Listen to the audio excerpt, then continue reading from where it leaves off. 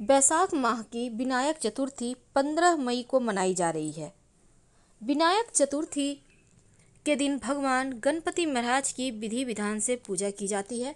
वैसे तो हर महीने शुक्ल पक्ष की चतुर्थी को विनायक चतुर्थी का व्रत किया जाता है। मान्यता है कि जो भी व्यक्ति विनायक चतुर्थी का व्रत रखता है उसके समस्त विघ्न और संकट गणेश जी हर लेते हैं, दूर कर देते हैं।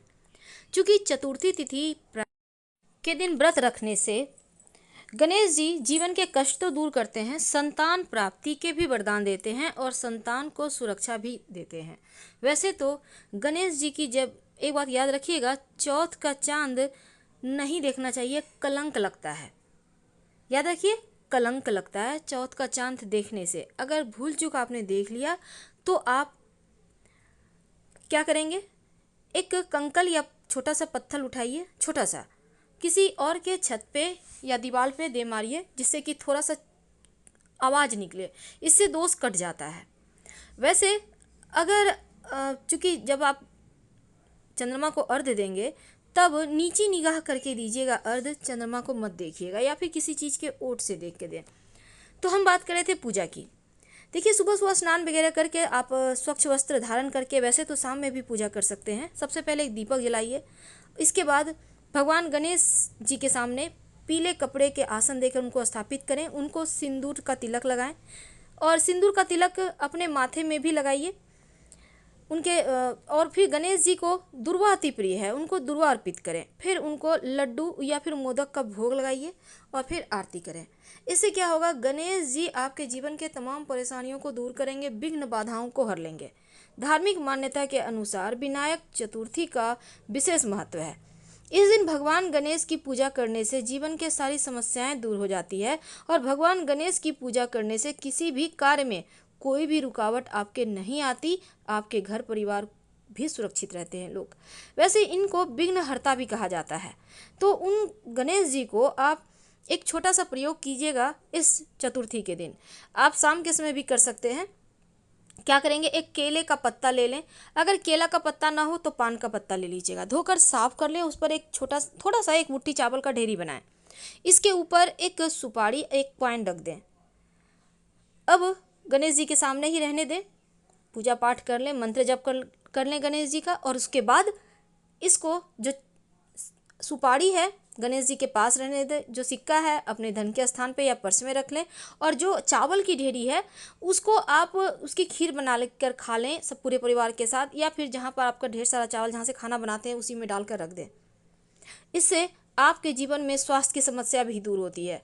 वैसे तो विनायक चतुर्थी पर अगर आप गाय के गोबर से गणेश जी की मूर्ति स्थापित कर बनाकर पूजा करें तो घर का वातावरण शुद्ध रहता है और घर में लोगों का स्वास्थ्य भी बढ़िया रहता है।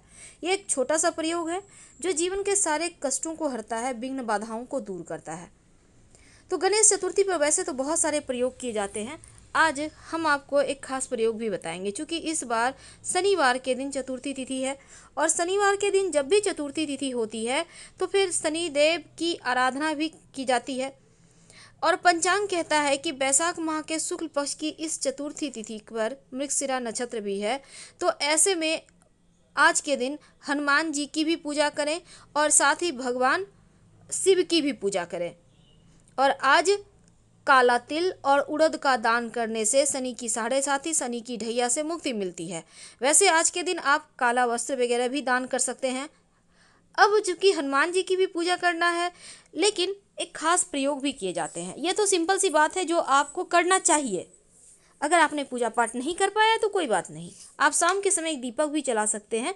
अब चूंकि कोरोना का वक्त है, बहुत जगह बहुत ही कड़े वाले नियम से लॉकडाउन चल रहा है, बहुत जगह नहीं भी चल रहा है। ऐसे में आप अपने घर में भी दिया जला सकते हैं, कोई दिक्कत नहीं है। लेकिन शाम के वक्त पीपल के नीचे जल अर्पित करने का विधान है इस विनायक चतुर्थी पर। तो पीपल के नीचे जल अर्पित करने के बाद एक दीपक जला लें। चूँकि चंद्रमा भी मिथुन राशि में है, शनिवार का दिन है, इसलिए सुंदर कांड का पाठ करने से अत्यंत पुण्य फलदायी होता है। आप चाहें तो बजरंग बाण का भी पाठ कर सकते हैं, क्योंकि इस दिन गणेश जी के साथ साथ आप तमाम देवी देवताओं की भी आराधना कर सकते हैं। वैसे तो सिर्फ गणेश जी की ही पूजा करने से आपके जीवन के कष्ट मिट जाते हैं, विघ्न बाधाएं हट जाती है। लेकिन अगर संभव हो आपके घर में अगर गणेश जी हैं तो उनके माथे पर मोर पंख आपने ज़रूर सजाया होगा। हम हमेशा ही आपसे कहते हैं कि ज़रूर सजाइए, ये उनको सम्मान देना भी होता है और घर के नकारात्मक ऊर्जाओं को समाप्त करना भी होता है, दोनों ही चीज़ें हो जाती हैं। अगर अभी तक आपने नहीं किया है तो अब कर लें, गणेश जी के माथे पर मोर पंख सजाइए। जहाँ आप पूजा करते हैं वहाँ भी सजा सकते हैं, या एक साथ घर में 3 गणेश जी की मूर्तियाँ नहीं रखिएगा, 2 तक ठीक है। कैलेंडर वगैरह भी अगर है तो प्रेम से उसको समेट कर किसी मंदिर वगैरह में रखाएं तो अच्छा रहेगा। देखिए आज विजय या गोधूली मुहूर्त भी बहुत ही सुंदर है, तो इस समय आप कोई भी शुभ कार्य कर सकते हैं। चूँकि काला तिल का प्रयोग शनिवार का दिन है, तो जैसा कि कहा कि इस दिन दान करने का विधान है। कैसे करेंगे? एक काला कपड़ा में 1 मुट्ठी काला तिल, 1 कॉइन रखिए, अपने सर से 3 बार उल्टा वार कर इसको आप किसी भी पीपल के नीचे या फिर किसी भी भगवान के मंदिर की सीढ़ी पर रख दें। आपके जीवन की विघ्न बाधाएं टल जाएगी। अब ये तो आपके जीवन की समस्त परेशानियों से मुक्ति पाने के लिए है, लेकिन कई बार क्या होता है आपके जीवन में बहुत परेशानी बढ़ जाती है। तब ऐसे में थोड़ा सा 1 चुटकी काला तिल लेकर अपने घर के तमाम सदस्यों के सर से उल्टा वार लें 3 बार और घर से उत्तर दिशा में फेंक दें।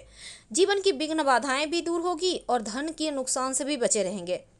अगर विनायक चतुर्थी पर दुर्वा का आप माला बनाकर, यानी कि आप कम से कम 11-21 दुर्वा ले लें, उसको बांध लें लाल धागे में और गणेश जी को पहना दें। इससे क्या होता है आपके जीवन में जो स्वास्थ्य की समस्या है वो दूर होगी। वैसे गणेश जी का जो मंत्र है, बीज मंत्र वक्रतुंडाय हूँ, इस मंत्र का जप आप कम से कम 21 बार 54 बार कर सकते हैं। याद रखिए वक्रतुंडाय हूँ। गाय को आप कैसे भला भूल सकते हैं? तो ऐसे में गणेश चतुर्थी के दिन आप गाय को घी, गुड़ और 1 चुटकी काला तिल मिलाकर खिला दें, या आप चाहें ज़्यादा नहीं, आप थोड़ा सा खिला दें, कोई दिक्कत नहीं है। या आप चाहें तो किसी निर्धन को दे सकते हैं, कोई ना मिले तो किसी पेड़ के नीचे थोड़ा सा रख दें। याद रखिए गुड़, घी और काला तिल मिलाकर, इससे आपके जीवन की समस्त समस्याएं दूर हो जाएगी। लगातार कम से कम 5 विनायक चतुर्थी पर यह प्रयोग कर सकते हैं। रुका हुआ फंसा हुआ धन आने के भी योग बन जाते हैं इस प्रयोग को करने से।